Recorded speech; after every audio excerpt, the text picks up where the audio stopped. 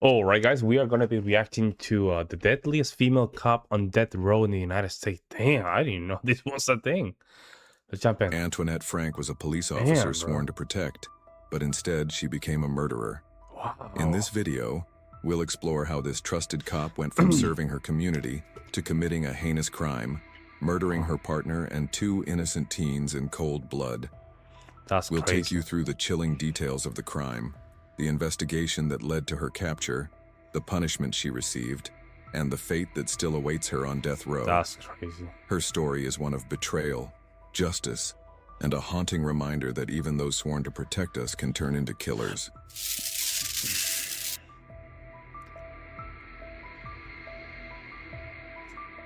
Antoinette Renee Frank was born on April 30th, 1971 in Louisiana. On the surface, she seemed like any other woman with a dream, wanting to rise above her circumstances and serve her community. But behind the quiet demeanor was a story filled with deep scars, pain, and emotional wounds that would one day make headlines across America. Antoinette grew up in a troubled household. Reports later revealed that her childhood was marked by physical and emotional abuse. Her father, a strict and sometimes violent man, reportedly subjected her to years of control and trauma. These early experiences would have a lasting impact on her mental health, shaping her behavior and decisions well into adulthood. Despite the challenges at home, Antoinette was determined to change her life. She wanted to do something meaningful. She believed that joining the police force would give her a sense of purpose, respect, and stability. The uniform, the badge, and the title of officer all represented something powerful to her, an escape and a new identity. In the early 1990s, she applied to the New Orleans Police Department, NOPD.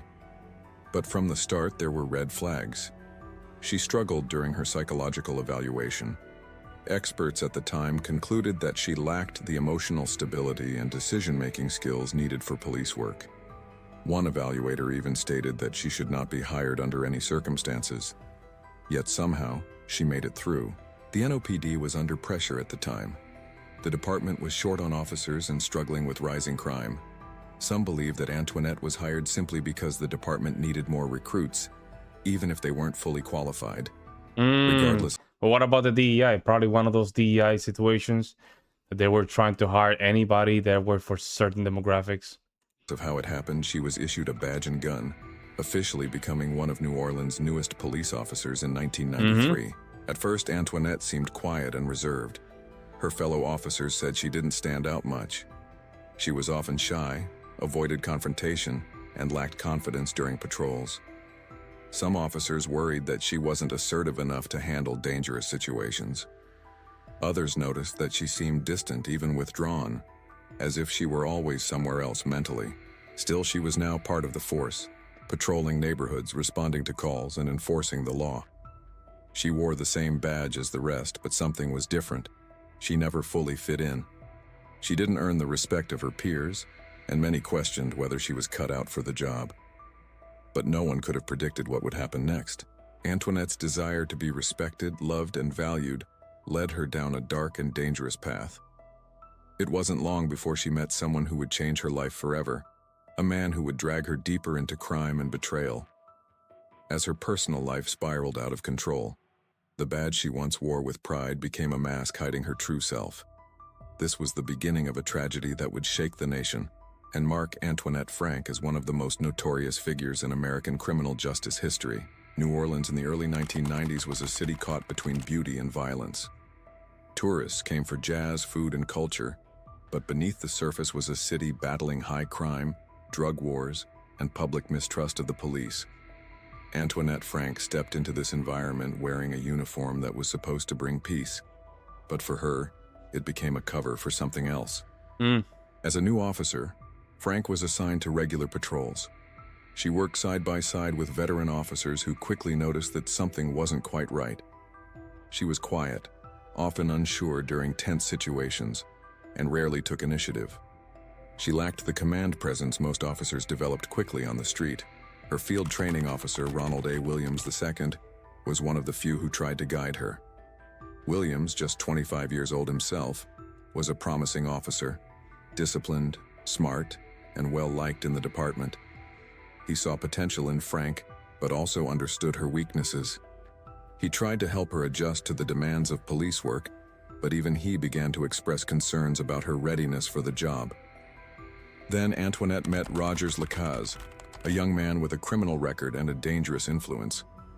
He was heavily involved in drugs, street crime, and was known for carrying weapons. Despite his background, Frank formed a close and eventually romantic relationship with him. It was a shocking connection. A police officer falling for a known felon. Colleagues noticed her spending time with Lacaze. Some saw him driving her patrol car, wearing her uniform jacket, and even handling her service weapon. These weren't small violations. They were serious breaches of department policy and safety. Officers reported her behavior to superiors, but not much was done. It was as if the system didn't want to deal with the problem. Frank's relationship with Lacaze deepened.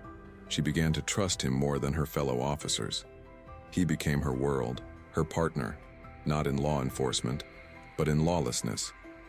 Together, they plotted to get money fast, and Antoinette's access to information, guns, and locations made her the perfect inside partner. One of their frequent stops was a Vietnamese-owned restaurant called Kim An, located in a quiet part of town. The owners welcomed police officers and often allowed them to eat free or hang out there during breaks. Frank and Williams both knew the place well. The restaurant's friendly atmosphere and family staff made it a safe spot for officers to relax. But to Frank and Lacaze, Kim An became something else. They saw it as a target. They believed there was money inside. They believed the trust they'd built with the family and staff would make it easy to carry out a robbery. What no one knew was that Antoinette Frank, a sworn officer of the law, was preparing to betray that trust in the most horrific way. What's in on it? The line. Man, I don't want to. And that's the worst. So when you do stuff like this, you create a society that they build a trustworthy system and a system of trust. Now they have to pull back because people like this will take advantage of it. Lines between cop and criminal had vanished. The uniform had become a disguise. And soon, the city of New Orleans would be shaken by one of the most shocking crimes in its history. It was a quiet Saturday night on March 4th, 1995. At the Kim An restaurant in New Orleans East, the small Vietnamese family that owned the place was preparing to close. The atmosphere was calm. Officer Ronald Williams was there on an off-duty security shift, something many NOPD officers did to earn extra income. Antoinette Frank had also stopped by earlier, chatting with the staff and blending in like she always did. But behind her calm face was a deadly plan. Frank had already spoken with Rogers Lacaze. They had made up their minds. They were going to rob the restaurant. They believed there was a lot of cash stored in the back. Frank had inside knowledge of the layout, where the money was kept, and who would be on site. She also knew that Officer Ronald Williams would be there. He wasn't just her former partner, he was a respected and well-liked officer. But he stood in the way of their plan, and that made him a target. Around midnight, Frank and Lacaze arrived at Kim An. Lacaze was armed with a stolen MAC-10 submachine gun. Frank had her police-issued handgun. They entered the restaurant through the front door like normal customers. The family had no reason to suspect anything. They knew Antoinette. They trusted her. But that trust was shattered in seconds. Lacaze pulled his gun and opened fire. In the chaos, he shot and killed Officer Ronald Williams at close range. Damn. Williams never had a chance to draw his weapon. He died instantly. A fellow officer gunned down by the very person he once tried to help. Frank and Lacaze forced two members of the Vu family, Ha Vu, 17 years old, and her brother Quang Vu, 21 years old, into the restaurant's cooler. Then in cold blood, Frank shot both of them in the head. It was a brutal execution. The restaurant, once filled with laughter and food, became a crime scene soaked in blood and fear. But the killers didn't realize that someone else was still alive. Sarah Vu, just 24 years old, had managed to hide during the chaos. She crouched inside a dark freezer, barely breathing, and waited in silence. She had seen everything. She had heard the gunshots, and she had watched as a trusted police officer murdered her siblings in cold blood. After the shootings, Frank did something unthinkable. She returned to the crime scene pretending to be a responding officer. She tried to control the investigation, asking questions and giving instructions as if she were doing her job. But her performance fell apart quickly. Sarah Vu came out of hiding and told the officers on the scene exactly what happened. She pointed at Antoinette Frank and said, "She did it. That's her. She killed them." The truth was out. Frank was arrested on the spot. The NOPD and the entire city were in shock. A sworn officer had just murdered a fellow cop and 2 innocent civilians in cold blood. Wow, that's crazy, man. I always wondered what happens when you go through something like that. What really triggers it? It wasn't just a betrayal. It was a nightmare that no one could have imagined. The arrest of Antoinette Frank sent shockwaves across New Orleans Wow. and the entire country.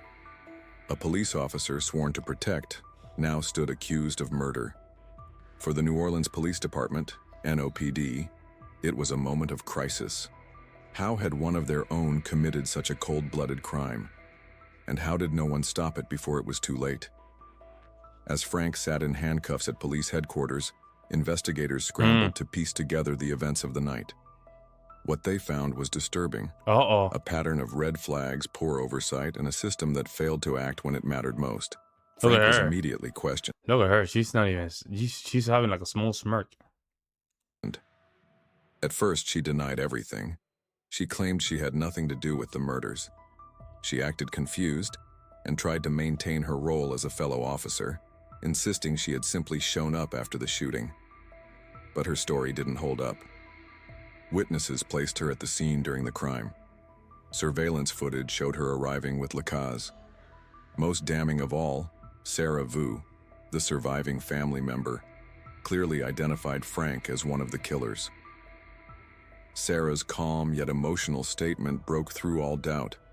"She killed my brother and sister. She was in uniform." When pressed further, Frank began to crack. Investigators noted her shifting stories, lack of emotion, and strange behavior.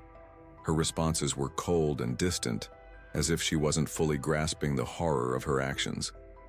Eventually, she admitted to being present during the robbery but tried to blame everything on Rogers Lacaze. She painted herself as a victim, manipulated, scared, and not truly involved, but the evidence said otherwise. Frank had helped plan the robbery. She had unlocked the doors for Lacaze. She had fired her weapon, and she had returned to the crime scene in uniform to cover her tracks. Her badge was no longer a symbol of service. It was now evidence of betrayal. Lacaze, meanwhile, was also arrested quickly. He showed no remorse. Investigators found his fingerprints on the weapon used in the killings. He too tried to shift blame, but couldn't escape the overwhelming evidence against him. As the case developed, a troubling truth emerged. Frank never should have been a police officer. Her psychological evaluation had raised serious concerns. So they never went through a psychological evaluation. They never just did their homework. She probably didn't. If she passed like a physical test, probably was very, very basic. Gave her probably like a very, very. But I would say like she was a woman. She's from certain demographic. Let's just put her through this. That's what it seems like. Years earlier, That's sad. one expert warned DEI, that she man. was unfit for duty. But those warnings were ignored. The department, desperate for recruits, had lowered its standards, and now an innocent officer and 2 civilians were dead. The media exploded with coverage. Headlines screamed of a killer cop. News outlets replayed the story again and again. A female police officer turned murderer, an insider who betrayed the very system she was sworn to uphold. That's crazy. For many, it was hard to believe. But the truth was undeniable. Antoinette Frank was not just a suspect.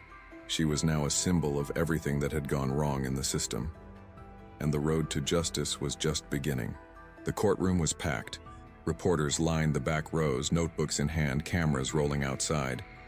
Citizens of New Orleans, still shaken by the brutal murders at Kim On Restaurant, wanted answers.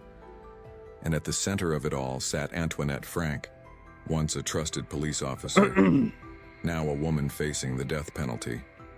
The trial began in September 1995, just 6 months after the murders. Prosecutors wasted no time building their case. Their message was clear. This was no robbery gone wrong. This was planned, premeditated, and cold-blooded murder carried out by someone who used her badge to get close before pulling the trigger. Assistant District Attorney Roger Jordan painted a picture of betrayal. He described how Frank had misused her uniform and her position, how she had unlocked the doors to let her partner in crime, Roger's lackeys, carry out the attack, and how she had executed 2 innocent teenagers and a fellow officer, all for money. The evidence was overwhelming. Ballistics showed that the bullets recovered from the victims matched Frank's service weapon and the MAC-10 used by Lacaze. Fingerprints confirmed Lacaze's presence. Security footage placed them both at the restaurant at the time of the crime. And most powerful of all, Sarah Vu, the lone survivor, took the stand. With steady emotion, Sarah recalled the horror of that night, the sound of the gunshots, the screams of her siblings, and the moment Frank stood before her in uniform, a weapon in hand. Her testimony brought the courtroom to tears. She pointed directly at Frank and said, "She shot them. She killed my brother and my sister." Frank's defense attorneys struggled to present a different version of events. They argued that Lacaze was the mastermind and that Frank acted out of fear. They portrayed her as emotionally unstable. So Antoinette was the mastermind in all this. And Frank saw what type of woman she was. And he got scared. He was like, well, at this point, I need to just play the game. I cannot go anywhere else. I'm already in. Vulnerable and manipulated. But the jury didn't buy it. The cold, calculated actions before, during, and after the murders were impossible to ignore. Adding to the courtroom drama was the presence of Roger's Lacaze, who was tried separately. His case mirrored Frank's. The jury in his trial also heard damning evidence, including the fact that Frank had allowed him to wear her police gear and ride in her patrol car during earlier shifts. Their relationship wasn't just inappropriate, it was dangerous from the start. During Frank's trial, former NOPD colleagues testified about the many warnings they had raised about her behavior, the times she had let Lacaze drive her patrol car, and her emotional instability. The department had ignored the red flags, and now everyone saw the And I can guarantee you, the thing is that if the police department's dirty, the dirty cops, they're not gonna have even the character to just prosecute their own. On October 20th, 1995, the jury delivered their verdict. Guilty on all counts. Less than a week later, the sentence was handed down. Death. Antoinette Frank became only the second woman in Louisiana's history to receive the death penalty, and the only female police officer in U.S. history sentenced to die for murder. Justice had spoken. But for the families of the victims and the city There are not of a New lot of Orleans, them either. the wounds would remain for years to come. The verdict was clear. The sentence was final. Antoinette Frank was officially sentenced to death for the murders of Officer Ronald Williams, Ha Vu, and Quang Vu. For many, it was justice delivered. But for the city of New Orleans, the scars left behind would not heal so easily. When the sentence was announced, Frank showed little emotion. She stood quietly as the judge read out her fate, death by lethal injection. Her face was calm, almost distant. But inside the courtroom, the families of the victims cried. Officer Williams's widow wept, clutching a picture of her husband in uniform. The Vu family mourned the loss of their 2 bright young children, murdered in cold blood by someone they had once trusted.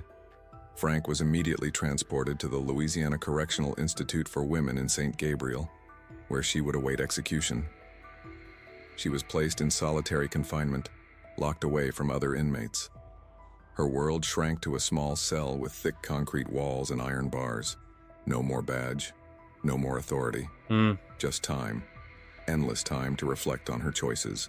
Death row wasn't a place of noise or chaos. It was quiet, it was cold, and it was lonely. Antoinette Frank, who once wore the blue uniform of the New Orleans Police Department, was now prisoner 94018, a convicted killer and a disgrace to the badge she once wore. Yeah. Remember, having a gun with you, you're a cop, you have a huge responsibility because it is power, a lot of power. So that's prison, the case continued to stir emotions across the country. People were still shocked that a police officer, especially a female officer, could be capable of such brutal acts. It wasn't just the crime that haunted people, it was the betrayal of trust. Frank had not only killed, she had used the very tools of justice to commit her crimes: her badge, her gun, her access, and her knowledge. In prison, Frank maintained her innocence. She gave interviews claiming she was manipulated by Rogers Lacaze, that she never wanted to kill anyone, that things went wrong. But few believed her. The evidence was too strong, the lies too many. Meanwhile, appeals began. Her defense team filed motions, arguing that she didn't receive a fair trial, that her psychological state had not been properly considered, and that the death penalty was too harsh. But the courts stood firm. Over and over, her sentence was upheld. Rogers Lacaze, too, was sentenced to death, but later had his sentence reduced to life without parole after appeals. Still, he remained behind bars, just like Frank. By the late 1990s and early 2000s, Frank had become a symbol, a cautionary tale of what happens when red flags are ignored, when systems fail, and when power is given to the wrong hands. Her story was studied in police academies and criminal justice courses across the country. Sometimes you have to. It wasn't just about murder. It was about the failure of accountability. To this day, the entire system just failed. The entire system that was supposed to just have checks and balances failed. Antoinette Frank remains the only female police officer in U.S. history to sit on death row.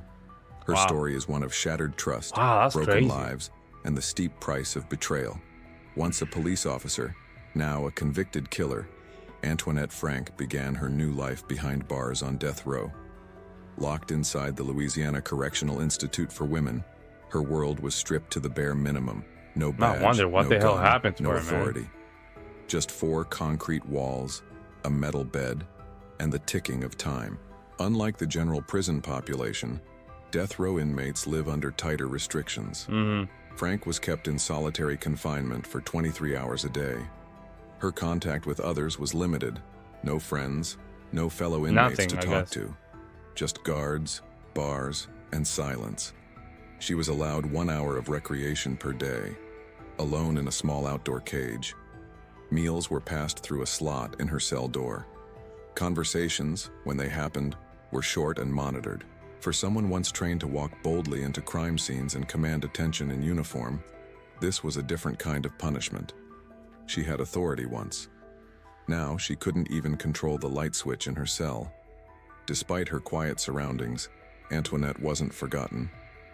From time to time, journalists requested interviews. True crime podcasts and documentaries revisited her story. Her case was studied in law schools and by reform advocates discussing police psychology, corruption, and... Yeah, that was sad. Extremely sad. But you know what's crazy? And this is something... There's a lot of arguments that say that there's different schools and different researches regarding female violence. And supposedly, and some of you guys can just correct me if I'm wrong, that the level of violence between men and females towards society is very, very similar. Some rates suggest at least 60 to 40 in favor of the men being about more violence, but I've seen as low as 55-45. Like, it's very, very, almost very similar. And again, since the egalitarianism entered the game and enter now the political sphere, now we might see more of this in the future. See more. Look at what happened in Minneapolis. A lady just got deleted because she wanted to be confrontational with the ICE agent. It's like they're gonna get more bold because now they think that they have all these rights, but they're gonna have all these privileges. That is gonna be thrown out of the window. So that's gonna give females more emboldenment to just make wrong decisions. Let me know what you guys think, guys. I'll see you next one.